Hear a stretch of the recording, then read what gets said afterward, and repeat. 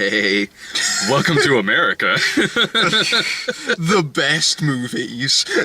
Did this get released? No, it has no release date in the UK yet. Do you think it's because of the one scene where Pedro's using nunchucks? So, we went to middle school, the worst years of my life, which I spent most of this movie coming up with alternate subtitles for, like, oh god, middle school, the most stupid way to spend 90 minutes this October, perhaps? You leaned over to me 15 minutes in, like, this is gonna be a long fucking 90 minutes. I knew exactly what this kind of movie was gonna be 15 minutes into it. And then it managed to go underneath my expectations. Yeah, we'll get to the spoilers later, because this movie went in some directions that I didn't think it was gonna go several times. I haven't been this annoyed at middle school since 1995. First of all, any movie with a title like this, I probably won't like. A title like Middle School, The Worst Years of My Life, unless it's about somebody who survives a school shooting, it's probably gonna be about some entitled little spoiled douchebag. And it is. Yeah.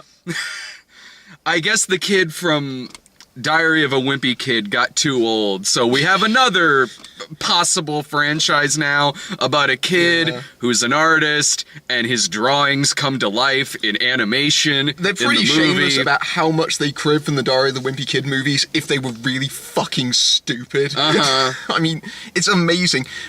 I was having real problems with those animation sequences because by themselves, they're actually kind of fun, but they also stop the movie completely whenever they happen. Towards the end in the climax, when it cut to about 15 minutes of an animated car chase, running over an armadillo and shit, like, fuck, can we wrap this up? It's because if there wasn't an animated sequence, that climax would be over in 30 seconds. Yes, it would have. With a, God forbid, they don't rush to the climax of this thing. So I'll stick with, like, One Crazy Summer with John Cusack and his doodles. I'll be fine with that. Yeah, you can tell that the people that animated it were really thinking that they were Chuck Joneses, and no, they weren't. No, they weren't.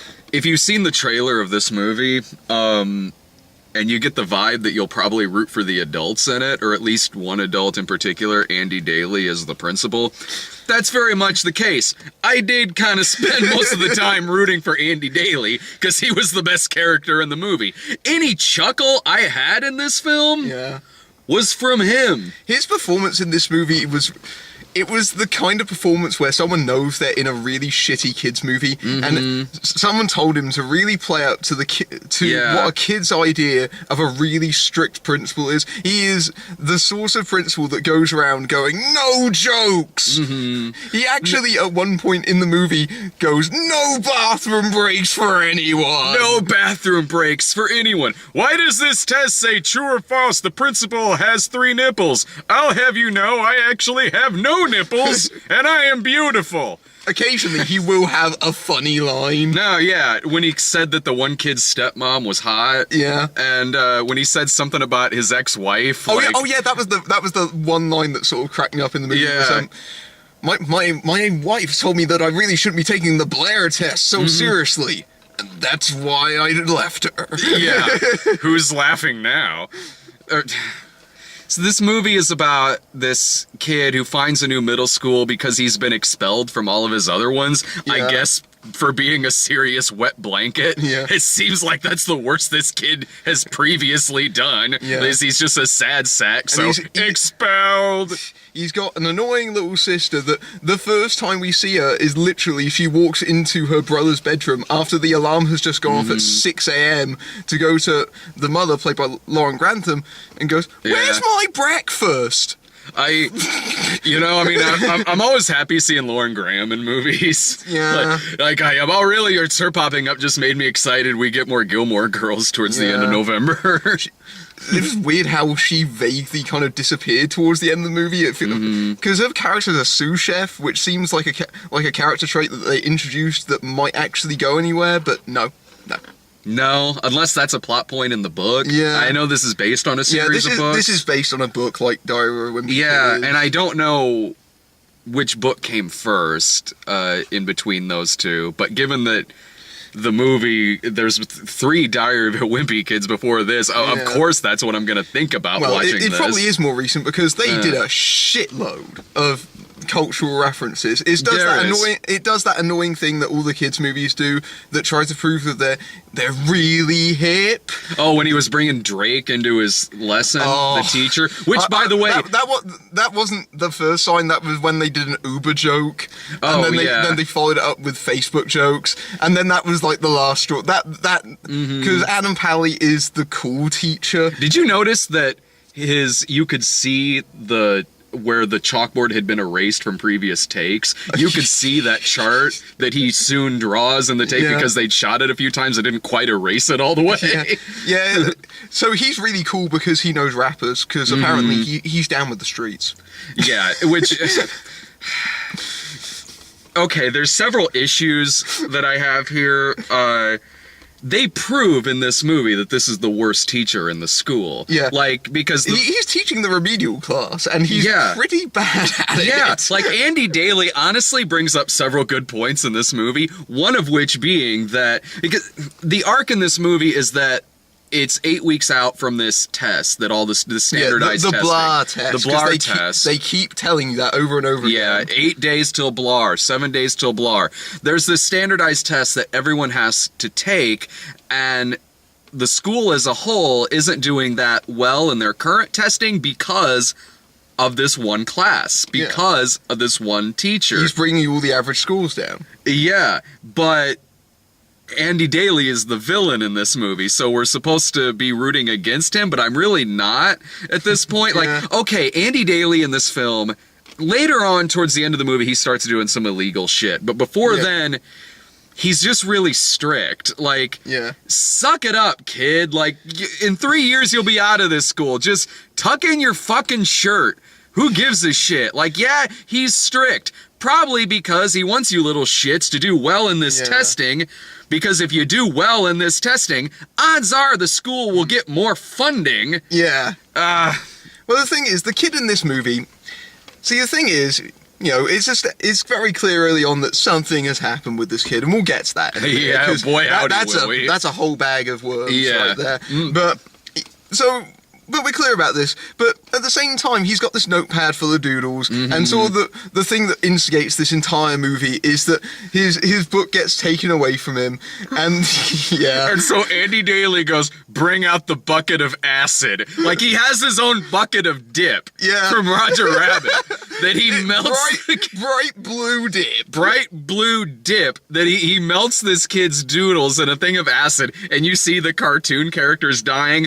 Trust me, it's not as disturbing as when Judge Doom melted the fucking shoe in Roger Rabbit. Yeah. And so it's all started off, and what I was thinking during this stage was, you know what? This kid really has his head in the clouds. It's like, okay, it's understandable that he kind of does, but at the same time, you're going to school. You probably shouldn't spend the whole time doodling in your book, for crying out loud. It's like, give it a few years, you can post it on DeviantArt. This kid's already on DeviantArt, I'll bet anything. So because of this incident, the kid then wants to break every rule he wants to destroy the rule book in exchange for destroying his book. Which shows that this kid is a superhero. Because, first of all, this school has the worst security I have ever seen in any movie about school. It doesn't matter what decade the movie was made. This movie takes place in the present. This school has the worst security because he just comes and goes in there anytime he wants to vandalize shit, but even the vandalism he does would take 20 people probably a full week to do, which this one kid does just by simply going in early. You leaned into me when at the very first post-it note sequence. Yeah, the post-it. That's the very first prank, is the post-it note sequence. And you've seen that bit in the trailer where they decorate. Oh, it's extended in the actual movie. Yeah, it's not just the principal's office in the movie. He decorated about half the school corridor. Yeah, and it's not just sticking up a bunch of post-it notes. He made faces and words and he decorated it. Yeah, what would take like a skilled Post-it note artist, I guess, if that's a thing. It's almost like they had a Hollywood production designer to yes! do that. What would take this kid probably a week to do, he just did overnight. There's no security in this school that saw him coming and going or doing any of this. Yeah, there's no cameras. Yeah. And I think it's almost established in the movie that there's no cameras, because near the end of the movie, the IT student, the one that we can clearly tell that he has a crush on because she's creative. Yeah. Who has to stop the movie dead to explain VHSs to him? Oh, that scene was so cringeworthy. I could feel you stewing in the seat. But this is a box that goes inside a bigger box. Yeah, it turns out that she's been technically illegally recording inside the school and set up her own surveillance system. So basically there to expose a crucial plot point. So it's basically there to expose the principal for doing all the illegal stuff, as opposed to the kid doing all this illegal stuff that would get him caught in a heartbeat. Yeah, whether it's like hooking like the dye to the sprinkler system. What if there was a real fire? I was just thinking during that sequence, what if the paint got in everyone's eyes? Or like the room full of balls too. I'm just like, it would take so many people so much time to do all that. Yeah, managed to perfectly close the door behind him. It would honestly make sense if this movie was written in the 80s. If it was written to where, like, it wouldn't make sense regardless, but because of the fact that this movie would only be 5 minutes if anyone bothered to use any kind of recording device, it makes me think, like, was this movie written 30 years ago? Like, because, okay, there's a subplot from Rob Riggle playing a loudmouth doofus, because I've never seen that before in 1,000 fucking movies. That act wasn't old in the first time he does it, let alone the 50th time he's done that now. Not to mention, in this movie, he's playing Alec Baldwin's character from Cat in the Hat. Right down to, he's the evil mom's boyfriend, to the fact he wants to get rid of the kids by sending them to military school. So the mom doesn't see how much of a jerk he is, but the kids do. The kids do see. Yeah, he's a womanizing prick. Yeah, if only the kids had some kind of device on them that could record him doing this. Yeah. And it basically is a setup for all these animated sequences where he's a bear that exist solely to pad out the running time. And even during those sequences, I was still going, well, the kid's a real shit, so I'm kind of siding with Rob Riggle's character. I side with Rob Riggle's character on one point. Other than that, he's just there to be a loudmouth doof, like the stereotypical Rob Riggle kind of movie role.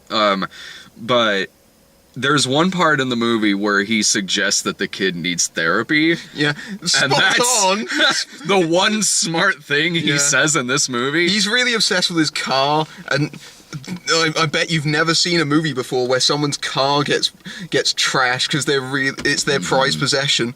I did like how that was eventually at the end of the movie she leaves him because he's abject about the car being stolen, because apparently that's not a thing he should be worried. That's not a thing he should be worried about while the kids are also missing.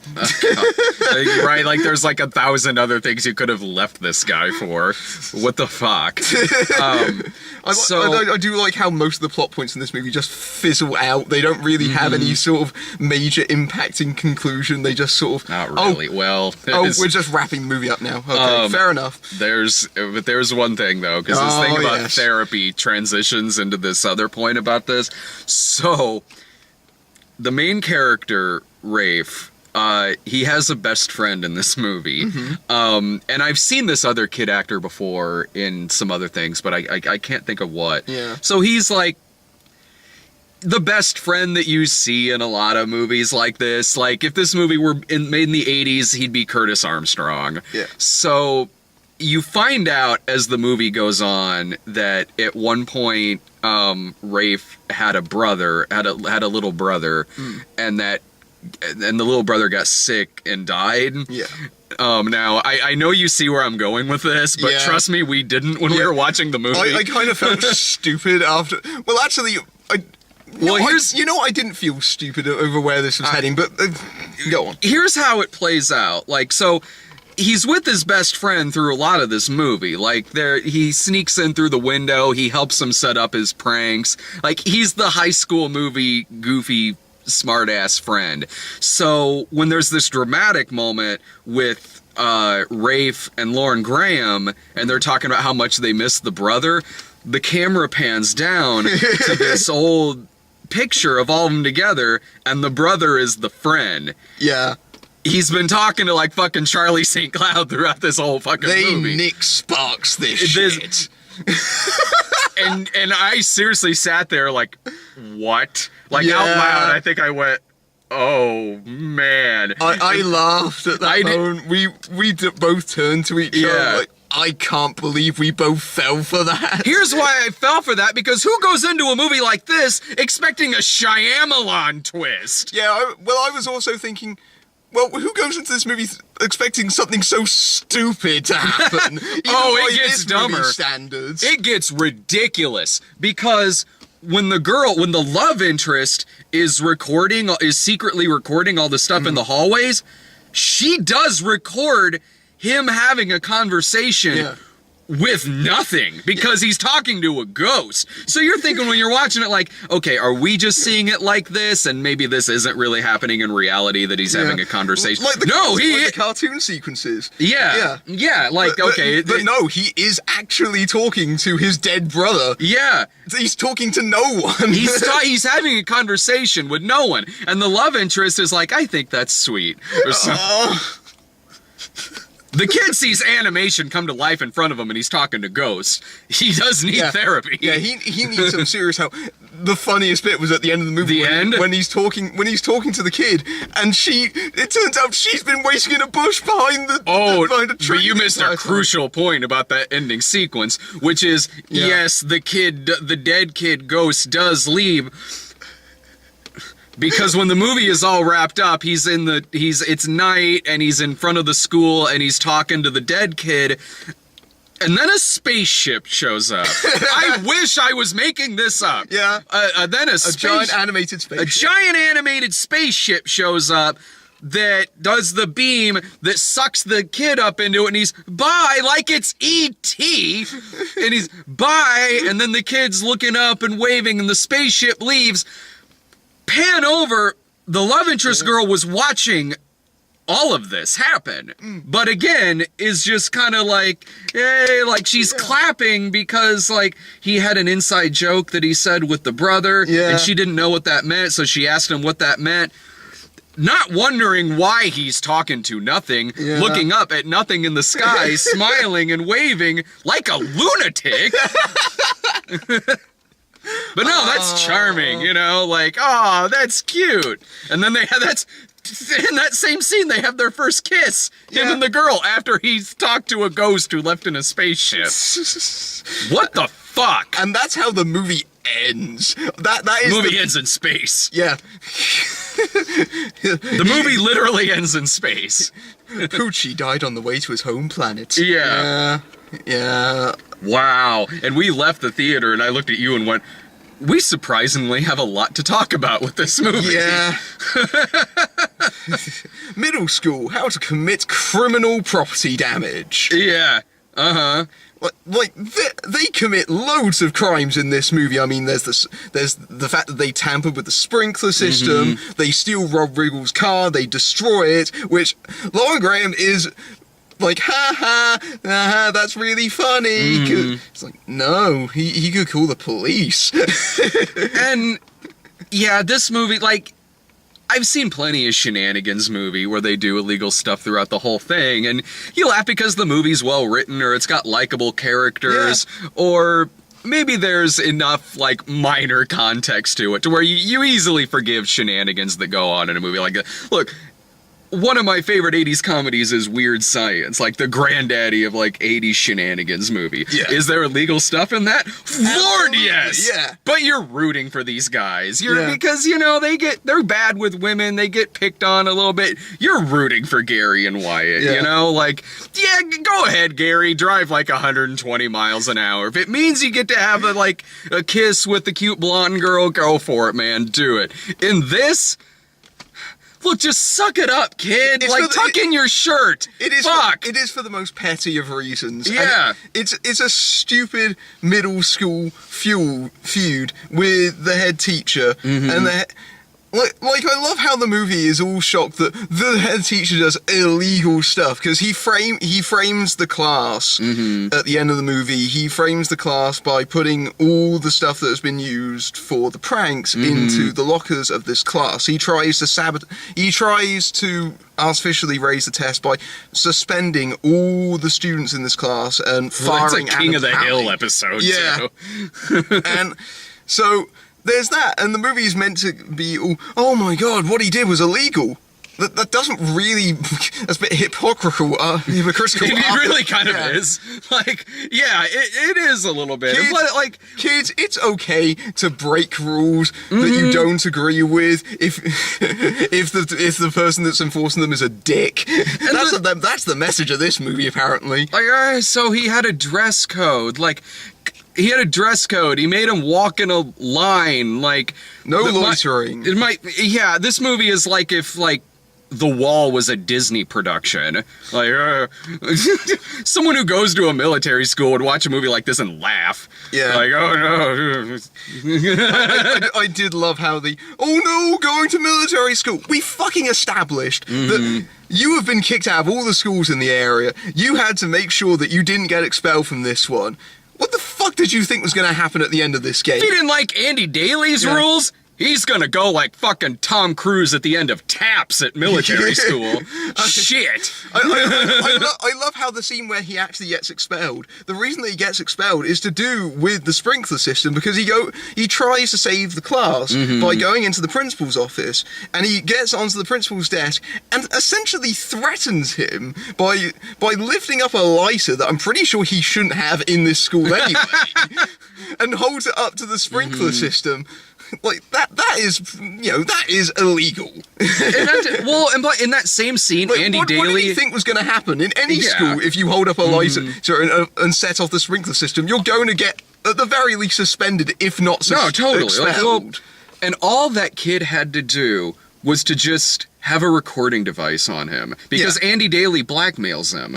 Andy Daly totally blackmails him in that scene. All he needed to do was have his goddamn phone recording in that scene.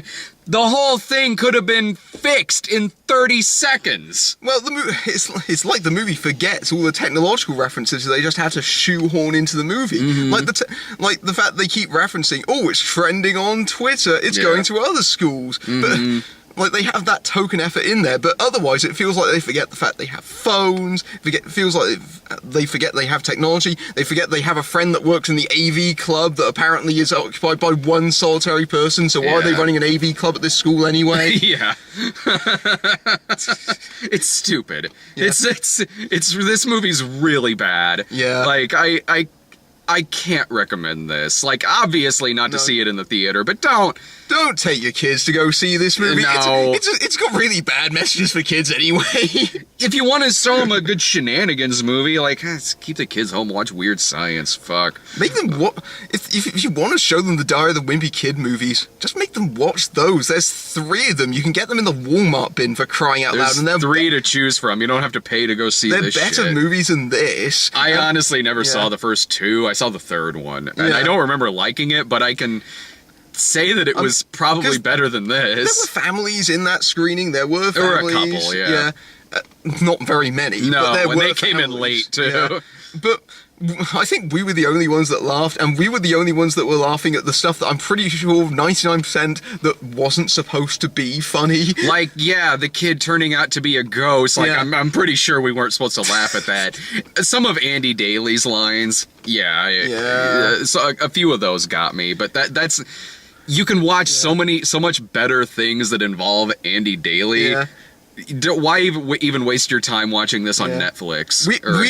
I was a little bit curious because we were looking on Rotten Tomatoes and there were no critic reviews. Shockingly. Which indicated that they didn't screen this for critics, which seemed a bit unusual for the kind of film this is. Having seen this, I understand 100% why Lionsgate didn't screen this for critics, because they would have torn this a new arsehole. Because this is a movie that should have been just direct to the Disney Channel. Yeah. Like honestly, this is like a teen network movie that is somehow in theaters right now. I mean, I thought this movie was going to be dumb. I didn't realize the sort of almost Herculean amounts of just stupidity in this movie. It was, other than the twists that this movie has, which again, a movie like this has twists. What the fuck? Other than it going in the supernatural direction. Yeah, other than it going in like the supernatural direction. The movie played out like I thought it would from the trailers, like with all the pranks that are. It's big fat liar for this generation. You can clearly tell it's aimed right towards its specific audience. There's very few jokes that are aimed at adults, and what there are super awkward. This is the kind of movie where there's at least 2 moments where they allude to swearing, but they can't do it because it's a PG movie. Yeah. Like there's that bit where he shuts down the AV club and it cuts to the AV club girl going, "Oh shit, beep, beep." Yeah. Yeah. What rhymes with suck? Nothing good. Just like the movie. Just say fuck. You're in a room with a ghost. The ghost isn't gonna tell on you. Fuck. The ghost that manages to give you journals somehow. Yeah. Right. They could just pick this one moment to open that. My final thought on this is just skip it. Like, it's seeing us talk about how insane this movie gets is probably more entertaining than seeing it for yourself, especially when you know what's gonna happen in it, because we've already spoiled it for you. Yeah. That's my final thought on this. Skip it. Don't go and see this. In 2 weeks, this movie will be gone and will be quickly forgotten about, and then some idiot will review it on the internet. We're those idiots reviewing it on the internet. We paid for the ticket. The ticket guy laughed at us when we 2 for middle school. We're adults. From middle school. Hey, I have got Bucks babysitting. God, I haven't felt that uncomfortable since saying 2 for little boy. Yeah. Shit. Well, we're about to go see Girl on the Train. Yeah, we just heard Emily Blunt go past, so, yeah. Yeah. Right? Oh, thank God the movie's arrived. See ya. See ya.